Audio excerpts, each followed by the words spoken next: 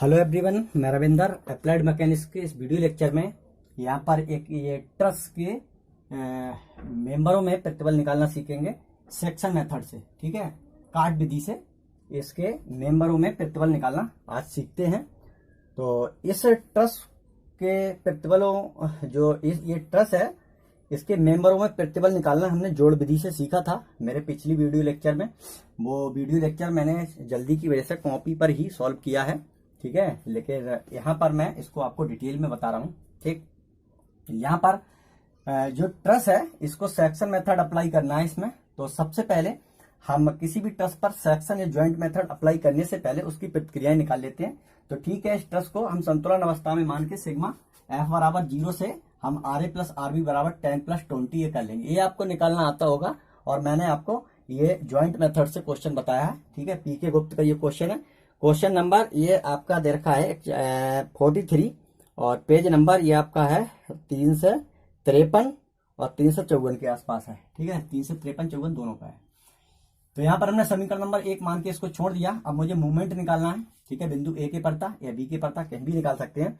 तो मूवमेंट निकालने के लिए देखिए, एक तो मुझे ये डिस्टेंस की जरूरत पड़ेगी। ठीक है, कुछ डिस्टेंस ये जरूरत पड़ेगी। ठीक है, तो हम यहाँ पर क्या है एक रिलेशन लगा लेते हैं। हमको पता है, देखिए ये वाला ट्रायंगल ले रहा हूं मैं, ये ट्रायंगल आप ध्यान दें। ठीक है, ए बी सी, यानी यहाँ पर मैं क्या कर रहा हूँ ट्रायंगल ए बी सी यानी त्रिभुज ए बी सी में हमने आपको रिलेशन बताया था। ठीक है, ए बी सी त्रिभुज है, इसके शीर्ष से यहाँ पर जो लंब डाला जा रहा है तो इसमें रिलेशन होता है। जो छोटी वाली भुजा होती है जिधर बड़ा एंगल होता है वीई। ठीक है, तो बीई क्या होगी टोटल लंबाई का 1/4 यानी ए बी गुणा 1/4। तो ए बी की वैल्यू कितनी है यहाँ पर दे रखी है 16 गुणा 1/4 बराबर 4 मीटर। और जो बड़ी वाली डिस्टेंस होती है यानी 30 अंश की तरफ वाले बिंदु से वो कितनी होती है टोटल लंबाई का 3/4। तो 16 गुणे 3/4 बराबर 12 आ जाएगा। तो ये जो ए एफ है वो 12 आ गया। ए एफ ये वीई के बराबर होगा क्योंकि ये 60 अंश का टोटल कोण है और टोटल कोण 60 अंश का है। ठीक है, ये इनमें रिलेशन होता है कि ये डिस्टेंस आपस में बराबर होगी। हमको ज्योमेट्री से भी दिखाई दे रहा है। ठीक है, तो इस प्रॉपर्टी का यूज करके हमने कुछ डिस्टेंस निकाल ली। अब हम मूवमेंट निकालते हैं। बिंदु ए के पड़ता तो आर ए गुणा 0 हो जाएगा। ठीक है, 10 किलो न्यूटन का फोर्स की डायरेक्शन कैसी होगी क्लॉकवाइज होगी, तो माइनस कर लिया हमने। ठीक है, 10 गुणे 4 क्योंकि ये डिस्टेंस हमने निकाल ली 4 आई है हमारे पास। ठीक है, 4 और 20 किलो न्यूटन का फोर्स की डायरेक्शन कैसी होगी क्लॉकवाइज माइनस। तो 20 गुणे यहां से यहां तक की डिस्टेंस चाहिए ए से ई तक की। ठीक है, तो ए से ई तक की हमारे पास डिस्टेंस हमें पता है, हमने निकाल ली यहाँ पर कितनी 12। तो 12 से मल्टीप्लाई प्लस आरबी का मूवमेंट बिंदु ए के पड़ता निकालना है। ठीक है, एंटी क्लॉकवाइज है तो हमने आरबी गुणे 16 यहाँ से यहाँ तक की डिस्टेंस 16 बराबर 0। ये मूवमेंट आपको निकालना आता होगा। तो इस तरह से मैंने प्रतिक्रिया बल यहाँ पर निकाल लिया और ये आरबी का मान मैंने समीकरण नंबर 1 में लगा के आर ए और आरबी के दोनों के मान हमारे पास आ चुके हैं। अब हम सेक्शन मेथड की ओर चलते हैं। प्रतिक्रिया अगर हमने निकाल ली तो हम यहाँ पर ये प्रतिक्रियाओं के लिए यहाँ पर शो कर देते हैं ताकि हमें जरूरत पड़ेगी तो हम यूज कर लें। ठीक है, ये मेरे पास हो गया 12.5 और ये किलो न्यूटन में है, लेकिन यहाँ जगह कम होने की वजह से मैं सिंपल बस ऐसे ही रख दे रहा हूँ। आपको ध्यान रखना है ये 17.5 हो गया। ठीक है, 17.5। ठीक, अब सेक्शन मेथड को हमें स्टेप हम इसका नेक्स्ट स्टेप पे जंप करते हैं। तो नेक्स्ट स्टेप इसका जो मेन स्टेप है वो क्या है, सबसे पहले हम क्या करते हैं जो मेंबर है उनमें प्रतिबल को मान लेते हैं टेंशन फोर्स, है ना। अब इसकी मुझे जरूरत नहीं है। ठीक है, ये मैं अपने यहाँ पर मिटा दे रहा हूँ। ठीक है, ये तो मैंने डिस्टेंस निकालने के लिए और मूवमेंट निकालने के लिए ये कुछ ज्योमेट्री की थी और उससे मैंने ये सॉल्व किया था। ठीक है, तो यहाँ पर अब मैं सबसे पहले यहाँ पर ये कह दे रहा हूँ कि ये जो मेंबर बीसी है इसमें T1 प्रतिबल है।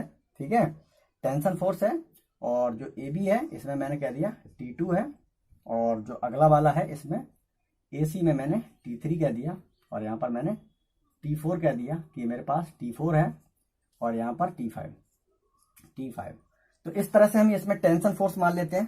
ठीक है, टेंशन फोर्स मानने के बाद हम इसमें वर्चुअली रूप से इस ट्रस को काटते हैं और काटते समय इस बात का ध्यान रखते हैं कि कटने वाले मेंबरों की संख्या 3 से ज्यादा ना हो। ठीक है, ये 16 मीटर की जो डिस्टेंस इसको भी मैं यहाँ से रिमूव कर देता हूँ ताकि आपको कुछ ज्यादा क्लियर रहेगा। ठीक है, यहाँ पर तो देखिए मैं क्या कर रहा हूँ, सेक्शन को ब्रेक कर ले रहा हूँ छोटे छोटे सेक्शनों में, मतलब ऐसे काटे ट्रस को ताकि ट्रस पूर्ण रूप से कट भी जाए और उसमें कटने वाले मेंबरों की संख्या कम से कम 3 हो। ठीक है, तो ये काट एक्स एक्स वन मैंने कह दी। ठीक है, तो काट एक्स एक्स वन के लिए अब यहाँ पर मैं सॉल्व करूंगा इसके लिए। ठीक है, तो यहाँ लिख देते हैं, यानी काट, ठीक है, एक्स वन के लिए। ठीक है, इसके लिए मैं सॉल्व करूंगा। तो सॉल्व करते समय पे मैंने बताया था, मैं राइट हैंड वाली साइड नीचे वाली ट्रस को अब यहाँ पर एक कंप्लीट ट्रस मान के, जो मेरे पास वर्चुअली रूप से कटी है, इसको कंप्लीट ट्रस मान के यहाँ पर संतुलन में इसको मान करके संतुलन के समान प्रतिबंध का यूज कर रहा हूं। तो यहाँ पर सबसे पहले मैं सिग्मा बाई को यूज कर ले रहा हूं। ठीक है, तो मैं क्या लगाऊंगा, सिग्मा बाई बराबर 0 से लगाऊंगा। तो बाई के लिए ये अप फोर्स है तो चलो ठीक है, आरबी लिख ले रहा हूं पहले, आरबी। ठीक है, आरबी की वैल्यू बाद में लगा दूंगा।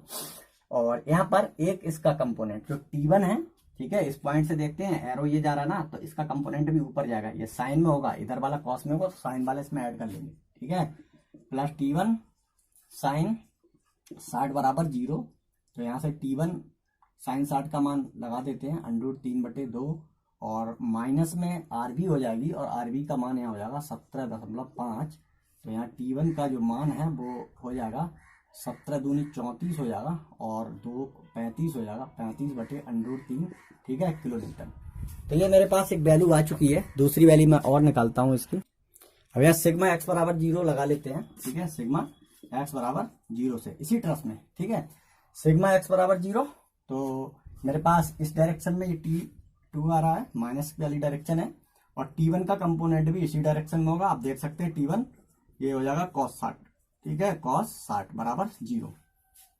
T1 का मान यहाँ लगा दे रहे हैं। ठीक है, माइनस का T2, तो माइनस T1 का मान हो जाएगा 35/√3, और यहाँ पर इसका मान cos का 1/2। ठीक है, तो T2 का मान निकालेंगे तो ये हो जाएगा किसमें, माइनस में हो जाएगा 35, ये हो जाएगा फिर से 35 को आधा कर देंगे 17.5/√3। ठीक है, ये हो जाएगा T2 का मान। ठीक है, तो ये जो मैंने निकाला ये प्लस में आया, तो ये हो गया तनाव प्रतिबल। ठीक है, और ये संपीड़न प्रतिबल। ठीक है, तो T1 T2 के मान हम निकाल चुके हैं। तो T1 T2 के मान हमारे ये निकल आए। ठीक है, तो अब हम क्या करते हैं, दूसरे सेक्शन को काटते हैं। ठीक है, यहाँ पर थोड़ा सा ध्यान देंगे, कुछ चिन्ह की मिस्टेक हुई है। ठीक है, कुछ साइन मैंने गलत लगा लिया। ये दोनों पहले तो माइनस चिन्ह इसमें से निकाल देंगे। देखिए ये माइनस में, ये भी माइनस में, दोनों के लिए माइनस माइनस चिन्ह बाहर निकाल देंगे तो प्लस हो जाएगा, और ये भी प्लस हो गया, ये भी प्लस हो गया। तो प्लस वाले को उधर जब लेके जाएंगे तो ठीक है, इतना ही आएगा T2 का मान। ठीक है, एक बार इसको देख लेना, T2 प्लस का T2 बराबर माइनस का T1 हो जाएगा, और माइनस T1 की वैल्यू क्या माइनस में आई थी, T1 की वैल्यू, हाँ T1 के लिए हमने थोड़ा मिस्टेक किया है भाई, T1 की वैल्यू माइनस में आई है ना, तो T1 की वैल्यू माइनस में लिखनी चाहिए, है ना, ये संपीड़न हो जाएगा, ये गलत हो गया था। ठीक है, संपीड़न, ये संपीड़न प्रतिबल है। ठीक है, और जब ये माइनस में है और यहाँ माइनस रखेंगे तो ये प्लस हो जाएगा, ये तनाव प्रतिबल हो जाएगा। ये क्या हो जाएगा, तनाव प्रतिबल। थोड़ा सा कैलकुलेशन मिस्टेक हो सकती है, ठीक है, किसी से भी, तो उसके लिए कोई नहीं, आप थोड़ा सा ध्यान दें। तो T1 T2 के मान हमने निकाल लिए। अब उसके बाद हम दूसरा सेक्शन के लिए देखते हैं। अब दूसरा हम इसको चाहो तो रहने दो, और अगर नहीं रहना चाह रहे हैं तो आप मिटा सकते हैं। ठीक है, दूसरा मैं यहाँ पर एक काट रहा हूँ, इसको आप बड़े ध्यान से देखें। ठीक है, ये मैंने कह दिया X2 और ये X2। ठीक है, अब मेरे पास जो ट्रस है वो 2 कंप्लीट सेक्शनों में बट गई। ठीक है, इसको मैं हटा दे रहा हूँ, आप मत हटाना अपने डायग्राम से। ठीक है, यहाँ से हटा दे रहा हूँ, आप बने रहने देना सभी, क्योंकि यहाँ पर हम लिख देते हैं ना, यानी क्या लिख देते हैं, काट X2 के लिए, है ना, ये वाली काट ले रहे हैं। तो इसमें ट्रस ये वाली और ये वाली 2 भागों में बट गई। ठीक है, तो अब मैं ये वाली ट्रस इधर वाला पोर्शन सॉल्व करूंगा। ठीक है, तो ये वाला पोर्शन सॉल्व करते समय पे ये आपको बहुत ही इंपॉर्टेंट है, और इसको आपको ध्यान रखना है। यहाँ पर सारी चीजें मैं आपको बता दूंगा। ठीक है, तो यहाँ पर सिग्मा बाई बराबर 0 से अगर हम देखें, ठीक है, तो इस ट्रस को सॉल्व करने के लिए जो राइट हैंड साइड में ट्रस है उसमें कैलकुलेशन करेंगे सिग्मा एक्स सिग्मा बाई के लिए। तो उसमें हम T4 T3 T2 को सम्मिलित करेंगे। ठीक है, और प्लस 20 किलो न्यूटन और ये आरबी की वैल्यू को सम्मिलित करेंगे। तो आपको ध्यान रखेंगे इस पॉइंट के लिए बहुत ही अच्छे तरह से, बिल्कुल एकदम कंट्रास्ट करके रखेंगे कि जिस काट के द्वारा जितने मेंबर कट रहे हैं उन मेंबरों को कैलकुलेशन में हम शामिल करते हैं, और उसी के साथ साथ जितने बाहरी फोर्स होते हैं, जो बाहर फोर्स लगे हुए हैं, उनको कैलकुलेशन में शामिल करते हैं। T1 को शामिल नहीं करेंगे क्योंकि ये इस काट ने काटा नहीं है, तो इसको हम सॉल्व इसमें कैलकुलेशन में शामिल नहीं करते हैं। तो यहाँ पर सिग्मा बाई बराबर 0 से हम देखें तो बाई बराबर 0 से देखिए ये फोर्स नीचे को लग रहा है, ये फोर्स ऊपर को लग रहा है, ठीक है। तो सिग्मा बाई हम यहाँ पर लगाएंगे, तो सिग्मा बाई के लिए आप यहाँ पर लगा लें, ठीक है। तो चलिए सिग्मा बाई मैं यहाँ पर लगा देता हूँ, ठीक है। सिग्मा बाई ये मैंने लगाया T3 sin 30, ठीक है, बराबर ये, ठीक। चलिए मैं यहाँ पर लगा रहा हूँ, ठीक है। नीचे जा रहा है तो माइनस कर दिया, माइनस का 20, और ये ऊपर जा रहा है, ठीक है, तो प्लस का कर दिया 17.5, ठीक है। इन दोनों फोर्सों को सबसे पहले बाहरी फोर्स ले लिए। अब यहाँ पर ये तो एक्स डायरेक्शन में T2, T4 भी एक्स डायरेक्शन में, सिर्फ इसका कंपोनेंट, ठीक है, इसका जो कंपोनेंट होगा T3 का वो इस डायरेक्शन में नीचे की ओर आएगा, ठीक है। अगर नीचे की ओर आएगा तो हम यहाँ पर इसको ब्रेक करेंगे, ठीक है। तो ब्रेक करने के लिए यहाँ पर देखिए जरा हम क्या कर रहे हैं, यहाँ पर जेड रूल का यूज कर रहे हैं। देखिए ए लाइन ये गई और ये जा रही है और ये, ठीक है। तो इस तरह से ये जेड की फॉर्म बन रहा है। अगर 30 अंश का कोण ये है तो 30 अंश का कोण ये होगा, ठीक है, ये 30 अंश का कोण होगा। तो T3 का इस डायरेक्शन में कंपोनेंट साइन में हो जाएगा, ठीक है। तो माइनस का हो जाएगा कितना, T3, ठीक है, साइन 30 बराबर 0, और कोई भी नहीं है, ठीक है। तो यहाँ पर आपको ध्यान रखेंगे कि जो एक्सटर्नल फोर्स है वो प्लस कटने वाले मेंबरों को कैलकुलेशन में हम शामिल करते हैं। तो यहाँ पर मुझे मिल जाएगा, ठीक है, माइनस का T3 साइन 30 का मान 1/2 बराबर ये 20 प्लस का हो गया, माइनस का 17.5 हो गया। तो यहाँ पर मुझे शायद 2.5 मिलेगा, ठीक है, और यहाँ T3 हो जाएगा, और T3 का वैल्यू मैं निकालूंगा तो मुझे मिल जाएगी प्लस की, और 2 से इधर मल्टीप्लाई कर दूंगा तो प्लस का 5 किलो न्यूटन ये आ जाएगा, ठीक है। प्लस में आया है तो हम इसको कहेंगे क्या, तनाव प्रतिबल। तनाव प्रतिबल T3 का मान हम इस तरह से निकाल लिए, ठीक है। एक बार कैलकुलेशन पर आप विशेष रूप से ध्यान देंगे। देखिए मैंने बताया ये माइनस और ये प्लस, तो माइनस का 20 प्लस का ये, और ये वाला भी माइनस का होगा। तो यहाँ पर T3 का वैल्यू ये प्लस में हो जाएगा, माइनस में हो जाएगा, ठीक है। और यहाँ पर ये प्लस का बचेगा, ये माइनस का आ जाएगा, ठीक है भाई। यहाँ देखिए मिस्टेक हो गई, ठीक है, माइनस हो गया तो ये संपीड़न हो जाएगा।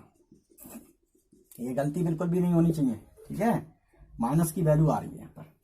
अब हम सिग्मा एक्स लगा देते हैं, सिग्मा एक्स बराबर 0 इसी ट्रस में, ठीक है। एक्स बराबर 0 लगाएंगे तो देखिए T4 इधर जा रहा है तो माइनस का कर दिया, चलो T4, ठीक है। और T3 भी इसका कंपोनेंट कॉस वाला इधर होगा तो माइनस का T3, ठीक है, कॉस 30, ठीक है। और कौन सा जा रहा है, मैं एक्स डायरेक्शन से सॉल्व कर रहा हूँ, ठीक है, मतलब इधर से कर रहा हूँ राइट हैंड साइड से। तो मेरे पास ये वाला जो फोर्स है, ठीक है, प्लस का नहीं माइनस का T2 हो जाएगा बराबर 0। एक्स डायरेक्शन में सिर्फ देखिए T4 इधर जा रहा है, इस ट्रस को सॉल्व कर रहे हैं ना, इसलिए ये इधर जा रहा है, इसका कंपोनेंट भी इधर जाएगा, और ये जाएगा क्योंकि ये कटा हुआ है इसलिए इसको शामिल करना पड़ेगा, बाकी और कोई नहीं है। T1 से हमें कोई मतलब नहीं है। तो यहाँ पर हम T4 की वैल्यू निकालेंगे, माइनस की T3 का मान लगा दे रहे हैं माइनस का 5, और कॉस का मान √3/2, माइनस T2 का मान हम निकाल लिए थे, उसका वैल्यू यहाँ पर लगा दे रहे हैं। तो T2 का मान है 17.5/√3, ठीक है, 17.5/√3 बराबर 0, ठीक है। तो इसको हम सॉल्व करेंगे, T4 का मान निकालेंगे तो T4 का मान आपका जो है वो आ जाएगा, ठीक है, जगह कम है आप निकाल लेना, मैं आपको बता दे रहा हूँ। माइनस का 10/√3 माइनस में आया तो इसको लिखेंगे हम संपीड़न, ठीक है, प्रतिबल, संपीड़न प्रतिबल इसको लिख देंगे, ठीक है। तो हमने इस तरह से T1, T2, T3, T4 के मान निकाल लिए। अब उसके बाद हम नेक्स्ट स्टेप पर बढ़ते हैं। हम यानी ट्रस को तब तक काटते रहते हैं जब तक कि उसके प्रत्येक मेंबर में जो प्रतिबल है उसकी वैल्यू ना निकल आए, यानी T1, T2, T3, T4 जितने भी जो हमने माने हैं फोर्स उनकी वैल्यू ना निकल आए तब तक हम इसको काटते रहते हैं, ठीक है। अब देखिए इस वाले को मैं यहाँ से मिटा दे रहा हूँ, ठीक है, ये मैंने काटा था, अब मैं अगली काट रहा हूँ, ऐसी काट काटूंगा, ठीक है, जिससे जो मेरा अननोन फोर्स है वो अननोन फोर्स वाला मेंबर जरूर कटे, ठीक है। तो हम ये काटेंगे, ठीक है, ये इधर लगा दे रहा हूँ, ठीक। अब यहाँ पर आपको देखिए आप कहेंगे कि T5 को हमें काटना जरूरी था, है ना, T5 को काटना जरूरी था। हम इसको ऐसे भी काट सकते थे, दो मेंबर T5 और T4 को भी काट सकते थे, बस आपको ऊपर वाला पोर्शन लेके सॉल्व करना था, आप कर सकते थे, ठीक है। मैं ऐसे भी काट सकता हूँ, तो ये T3 T2 T3 T5 ये दोनों मेंबर, ये 3 मेंबर इस बार कट रहे हैं। ये काट का नाम 33 दे रहा हूं, X33।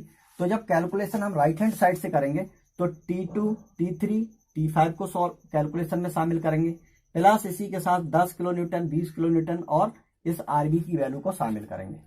या फिर इसको मैं इस साइड से अगर सॉल्व कर लूं, ठीक है, लेफ्ट हैंड साइड से, तो मैं क्या करूंगा, T2 T3 T5 और ये RA के मान को इस कैलकुलेशन में शामिल करूंगा, तो मैं इसको सॉल्व कर सकता हूं। मैं यहाँ पर आपको दोनों तरीके से सॉल्व करके दिखा सकता हूं, ठीक है। चलिए मैं लेफ्ट हैंड साइड से पहले इसको सॉल्व कर रहा हूं।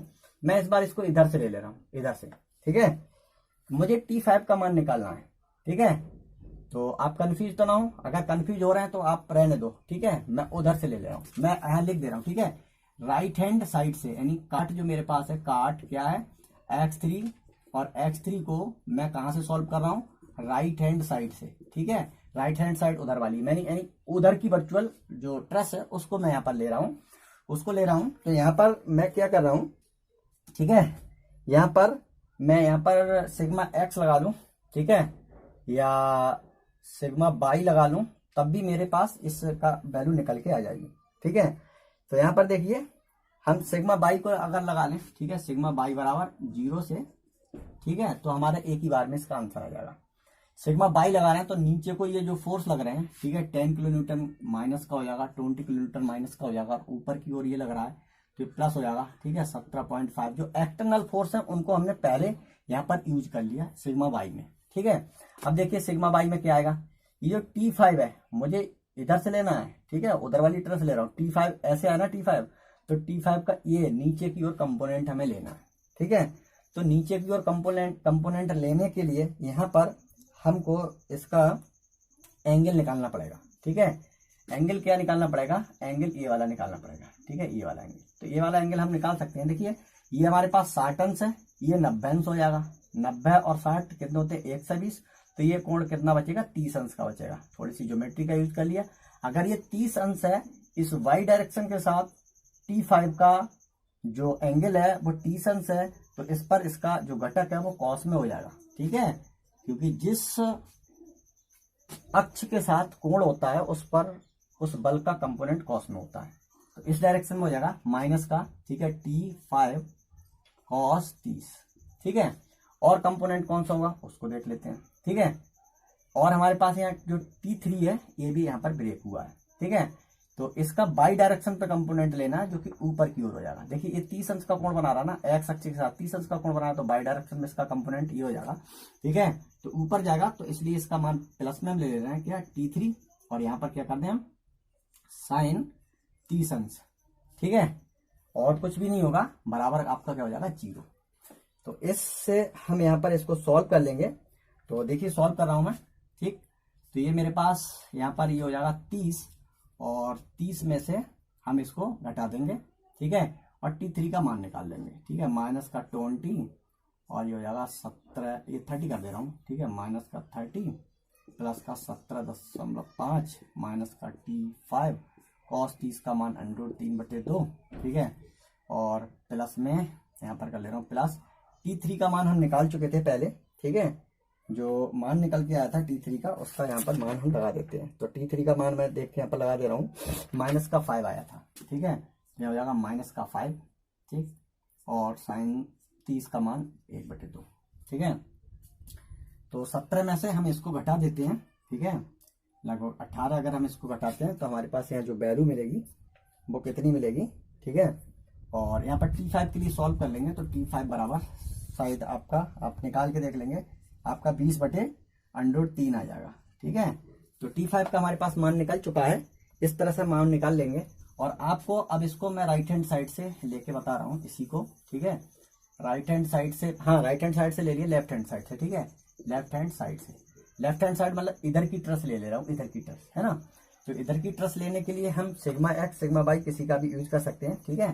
तो मैं चलिए सिग्मा बाई का यूज कर रहा हूँ ताकि आपको क्लियर हो जाए, ठीक है, कि किसी साइड से हम किसी भी ट्रस के को ले सकते हैं, ठीक है। तो यहाँ पर सिग्मा बाई लेंगे तो सबसे पहले ऊपर की ओर जो फोर्स जा रहा है उसी को हम यहाँ पर ले लेते हैं, ठीक है। ऊपर की ओर फोर्स हमारे पास जा रहा है वो कितना है, 12 पॉइंट, चलो आरबी ले रहे हैं पहले, ठीक है, आरबी का मान अगले स्टेप में लगा देंगे, ठीक।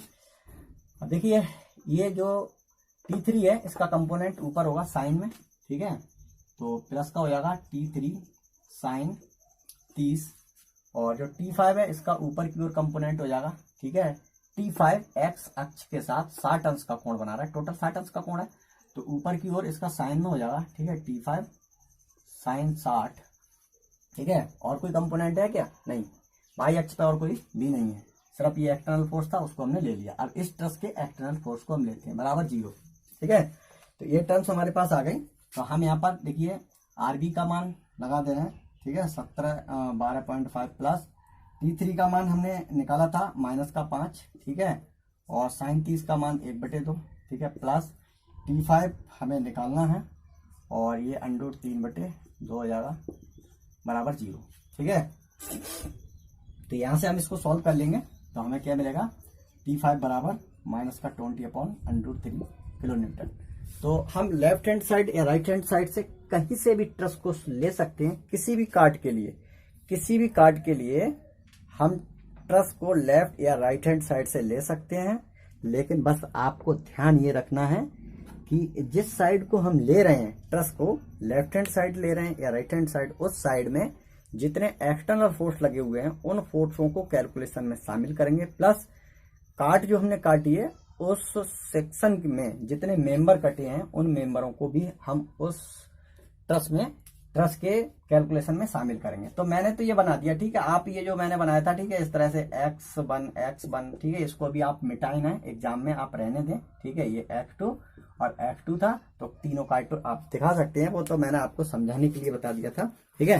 तो आई होप आपको समझ में आया होगा क्वेश्चन, ठीक है। अगर समझ में नहीं आया तो आप कमेंट बॉक्स में लिख के भेजें, मैं आपको दोबारा समझाने की कोशिश कर रहा हूँ, ठीक है, या आपको दोबारा वीडियो अपलोड कर दूंगा, फोन करके भी आप पूछ सकते हैं, व्हाट्सएप पे पूछ सकते हैं। Thank you.